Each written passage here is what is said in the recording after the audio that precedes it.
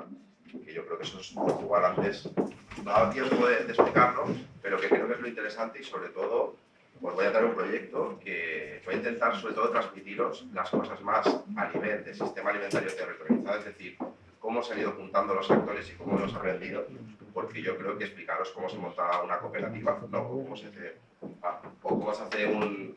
¿Me escucháis bien la voz? ¿Todos? ¿Cómo se monta una cooperativa o, digamos, cómo se hace un estudio logístico, este tipo de cosas? Pues bueno, en definitiva yo creo que eso está bastante estudiado, ¿no? Entonces, lo que os podemos transmitir desde Valencia es cómo ha ido el proceso entre un montón de actores, entre agricultores y agricultoras, entre entidades sin ánimo de lucro, entre consultorías, entre ayuntamientos, entre entidades supramunicipales, como el Consell de Horta en este caso, ¿no? Que tiene la competencia en políticas agroalimentarias, y no perdamos de vista que esto es algo, yo creo que a veces en la agroecología se nos escapa un poco, el sector privado, pues todos esos actores, cómo los hemos ido articulando para, digamos, crear un proyecto que precisamente trate de tener una cierta sostenibilidad más allá de, digamos, de los ciclos políticos o del interés de un partido X ¿vale? Entonces, por haceros simplemente una introducción, os voy a contar un proyecto que, digamos, llevaría como 2 o 3 años de retraso, o digamos, ¿no? Le seguimos la estela un poco igual, digamos, aprendiendo de ellas. Y si quieres lo puedes apagar, porque como tengo bozarrón... No, entonces no la cámara. Ah, vale, pues me pongo aquí. Y a la vez también hemos aprendido muchísimo de Ecocomedores de Canarias. ¿Vale? Esto al final terminaré explicándonos el proyecto que es Viasar, pero ya os invito a uno de los factores de éxito, que ha sido básicamente poner en común proyectos, aprender de proyectos que tienen más experiencia y sobre todo cuando vamos a preguntar a otros proyectos, pues no es como hoy, digamos, de contar lo más bonito, sino aprender de aquello que no está funcionando, porque lo que te permiten es no volver a chafar esa tierra. Entonces, bueno, básicamente, ¿qué es Hortacuina? Pues bueno, es un proyecto impulsado de colaboración público-social para articular, digamos, la producción local de Valencia, en este caso de las comarcas de Horta de Valencia, y la restauración colectiva. Ese es el objetivo fundamental. Nosotros venimos de un proceso en Valencia, CERAE, a partir de 2016, teníamos un área muy potente de educación en materia de seguridad alimentaria y alimentación, y entonces nos peinamos de alguna manera todos los colegios del territorio valenciano haciendo formaciones, ¿no? Formaciones. Acabamos las formaciones en los colegios con un proyecto que no sé si lo habéis escuchado, que se llama La Sostenibilidad al Plan, que os invito a que consultéis, un proyecto potente que articulaba toda la comunidad educativa, pero luego nos dimos cuenta que después de 2 años salíamos de esos colegios y los profesores nos decían que todo era maravilloso, los alumnos, en fin, había como una evaluación muy positiva, pero luego al año siguiente íbamos a ver esa empresa, ¿no? Qué estaba comprando, y la presencia de producto del territorio valenciano y producto ecológico, digamos, proximidad y ecológico, no se estaba dando, ¿no? Entonces, bueno, nosotros somos una ONG, hacemos mucha educación para el desarrollo, pero precisamente esto es lo que es uno de los aprendizajes, y yo creo que es un punto crítico, sobre todo si hay la voluntad de articular, ¿no?, energías en todos estos actores, y es el cambio cultural es necesario, pero tenemos también poco tiempo y a la vez hay que generar marcos normativos que aceleren las cosas o que, digamos, pongan la prioridad en otro foco, ¿no? A veces el foco siempre está puesto en el precio o está puesto simplemente en un balance económico. Bueno, pues se pueden hacer otras normativas, ¿no? Para que al menos el foco que se diluya, ¿no?, entre lo económico y otros criterios. Y es a partir de esos marcos normativos donde nos da una oportunidad. Entonces, en ese sentido, después de esta reflexión, en CERAE, digamos, articulamos una nueva estrategia, y es, bueno, aparte de hacer todos estos procesos de formación que conciencian a la gente, pero que tienen un impacto relativo, nos vamos a concentrar en hacer incidencia política, ¿no? Y aquí es también donde respondo un poco a la pregunta y preguntamos, bueno, ¿quiénes somos nosotros para hacer incidencia?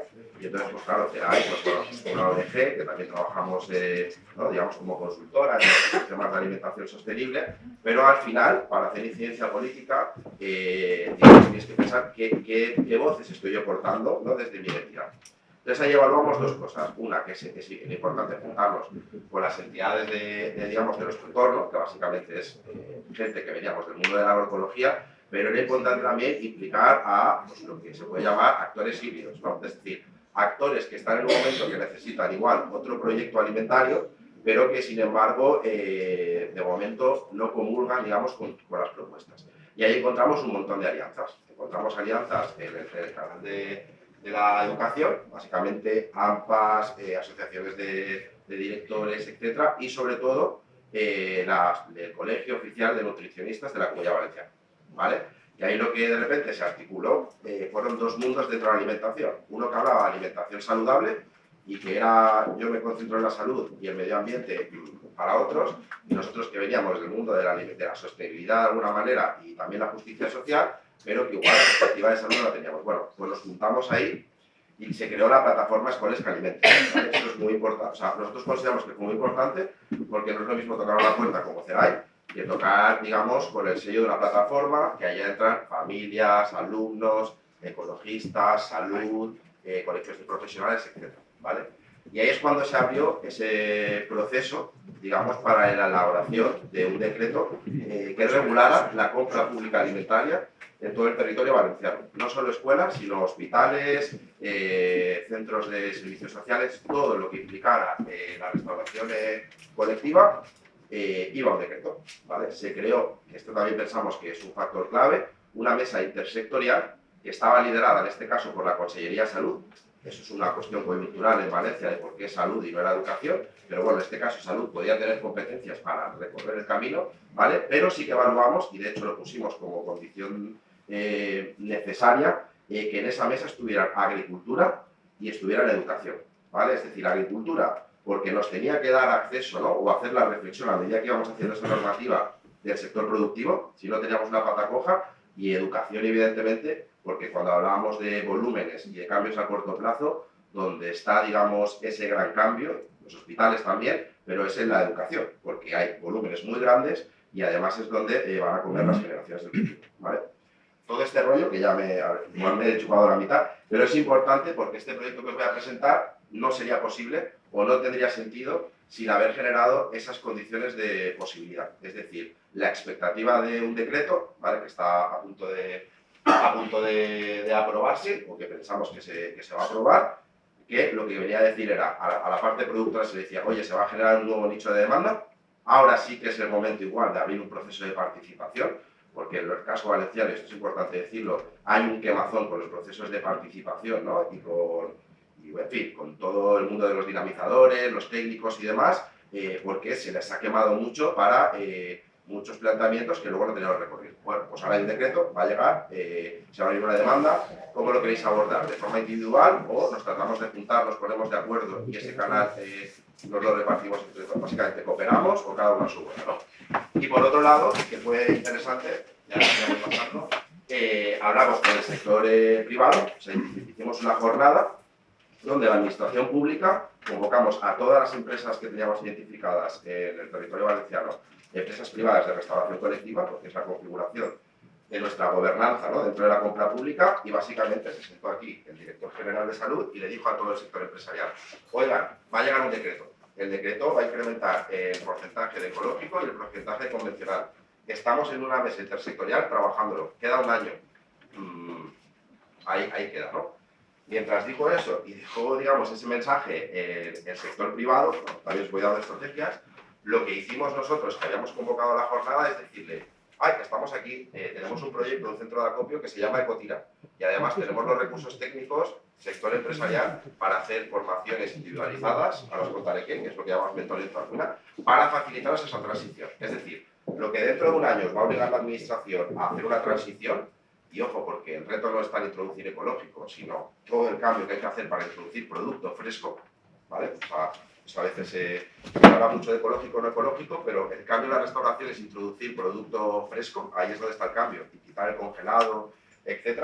Y claro, las empresas, pues ahí empezaban a dar interés, porque la empresa dice, bueno, hay una norma que me va a obligar, ya veremos cómo sale, pero me va a obligar, y esta gente me está proponiendo este modelo, básicamente, que es nuestro modelo de trabajo. Y yo, al menos, en números, en volumen, o sea, quiero decir, ahí la verdad es que yo, de ECOAD, de profesionalización, os puedo aportar, lo que os puedo traer desde Valencia es una forma de trabajar que pensamos que es necesaria para que estos proyectos avancen. Lo primero, hay que hacer incidencia política y hay que cambiar marcos normativos, puede ser a nivel autonómico o a nivel municipal, pero es esta manera de trabajar. Y es una manera de trabajar integral y que se tiene que dar a la vez. Por una parte con el sector productivo, por otra parte con el sector empresarial. Hay que dejar de demonizar al sector, digamos, de la empresa y al contrario hay que facilitar la formación. Esa formación va en el sentido, por nuestra parte, de la alimentación sostenible, pero luego las empresas también nos dan mucho feedback, muchas veces, de cómo se tiran los números correctos, cómo se hace un buen modelo de negocio, en fin. Toda esa parte más de apretar, que a veces son las empresas, también nos facilitan, ¿vale? Y lo más importante es también trabajar con las comunidades educativas, ¿vale? Y trabajamos El primer paso, pues era crear, básicamente, la Ecotira. La Ecotira es un centro de acopio que tiene 3 años menos que Ecoalde.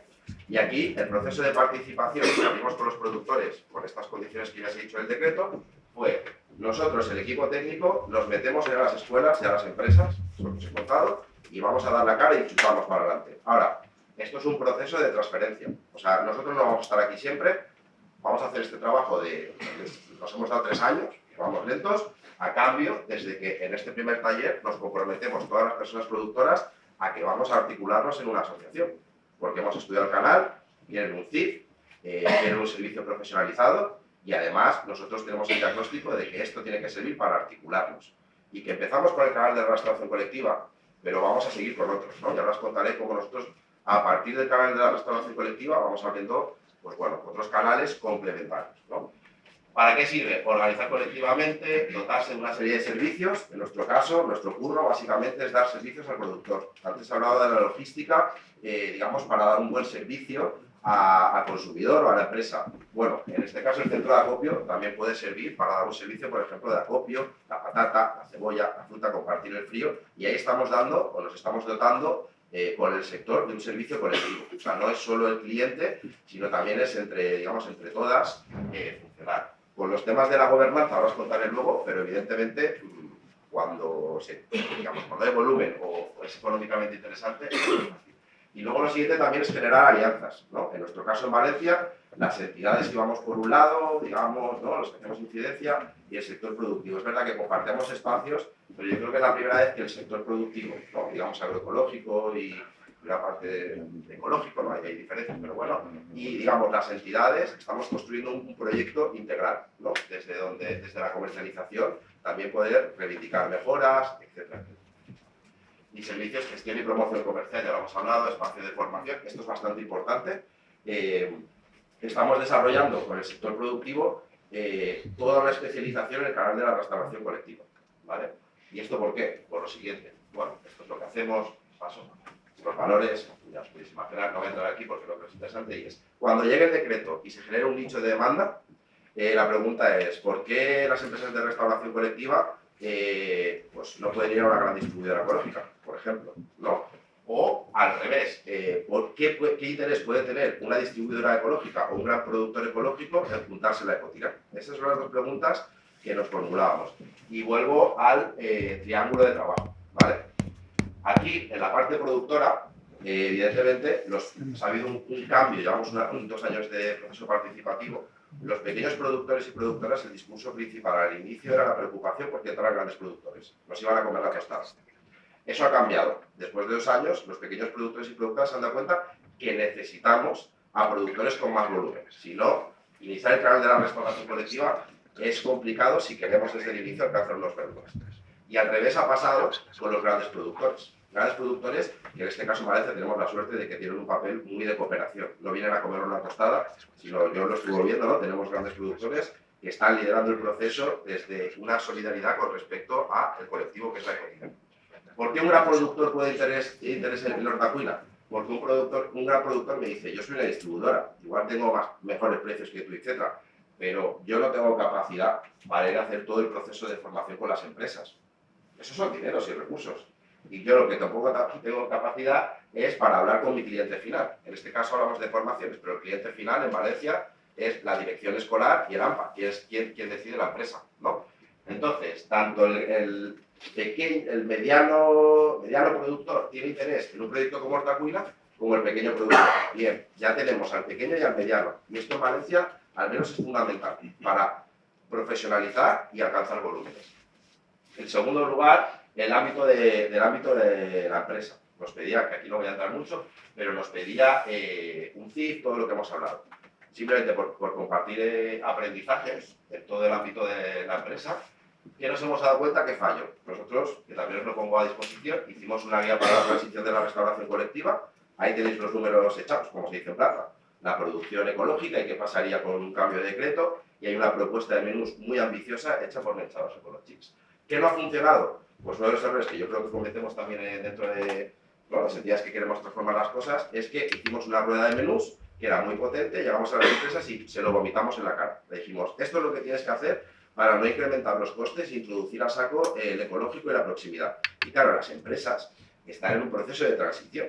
Entonces, ¿qué nos pasó? Que de las 7 empresas que estamos trabajando, ahora estamos en 25 colegios, el cambio en el menú ha sido muy escaso. ¿Por qué? Pues porque básicamente todas las propuestas que le hicimos no las podían asumir o les costaba más asumirlas. Y eso tiene un problema, y es que si no hay un cambio en el menú, el sector privado lo que le ocurre es que hay un incremento de precio, no solo por el ecológico, sino por el fresco.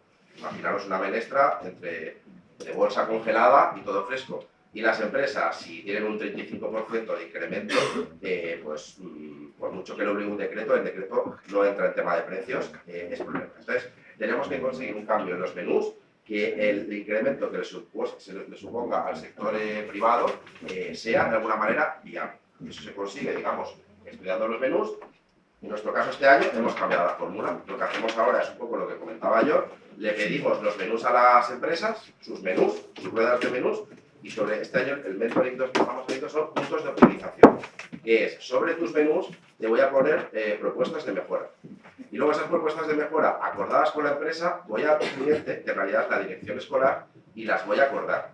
Y una vez la dirección escolar dice que sí, la empresa hace prácticamente todo lo que se le pide, ¿no? Y estamos hablando pues, de quitar el tomate, por ejemplo, fuera de temporada para otras ensaladas, reducción de la proteína animal, en fin, los Greatest Kits, que ya los conocéis, pero que cuestan mucho de elaborar. Yo estoy contando el proceso de cómo lo estamos consiguiendo. ¿Vale? Y evidente validación de costes, o sea, demostrarle a la empresa con sus números que el incremento se está dando de una forma viable, ¿no? Si no, no hay compromiso por parte del sector privado.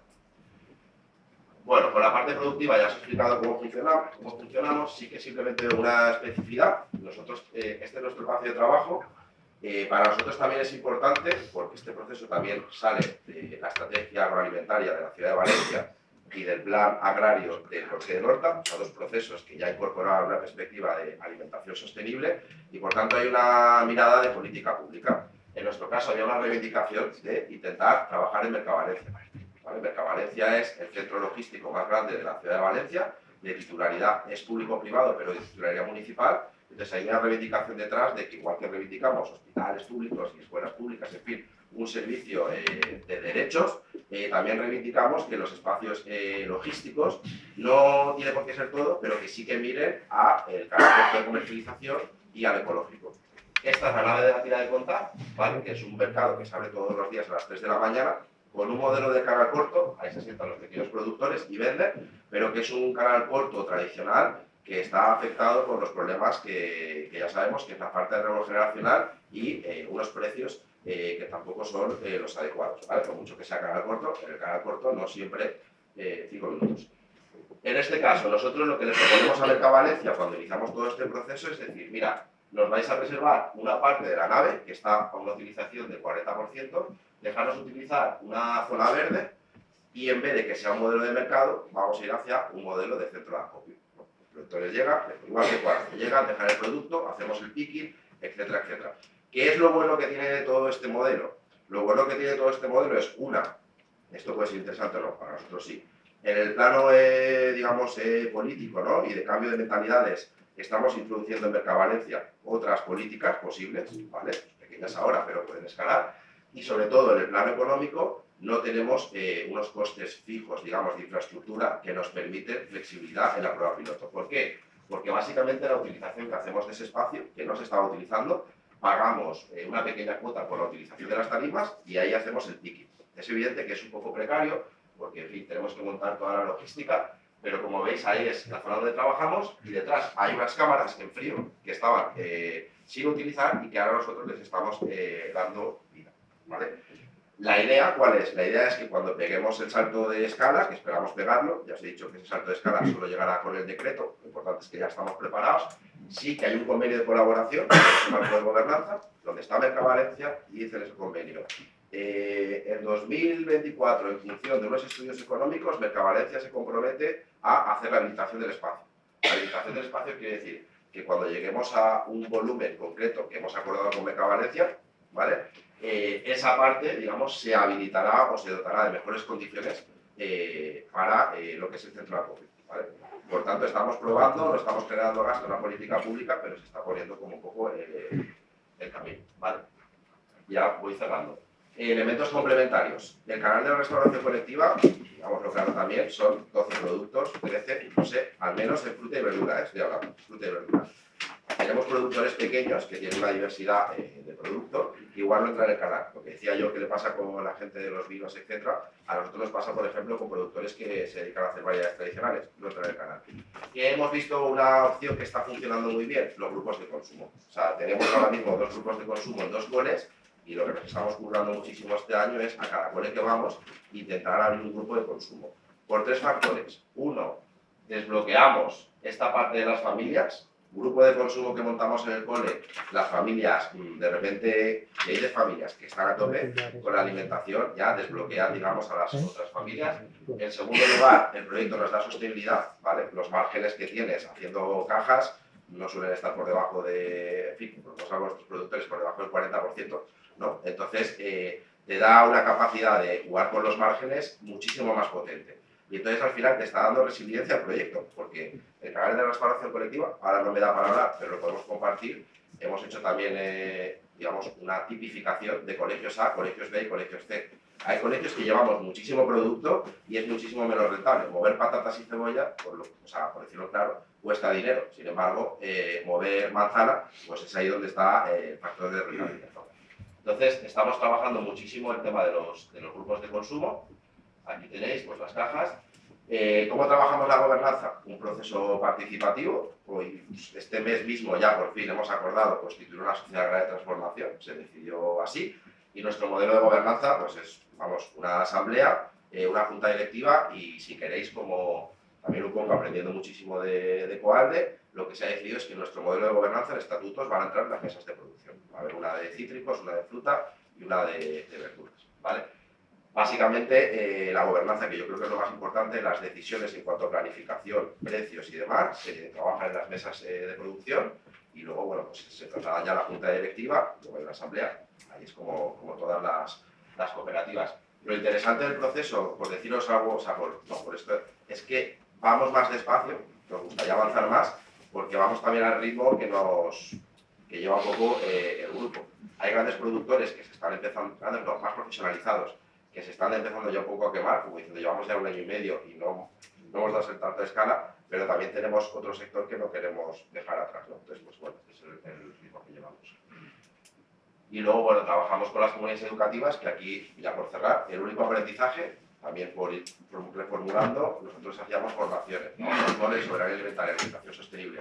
Nos hemos dado cuenta que es casi más importante el trabajo de mediación.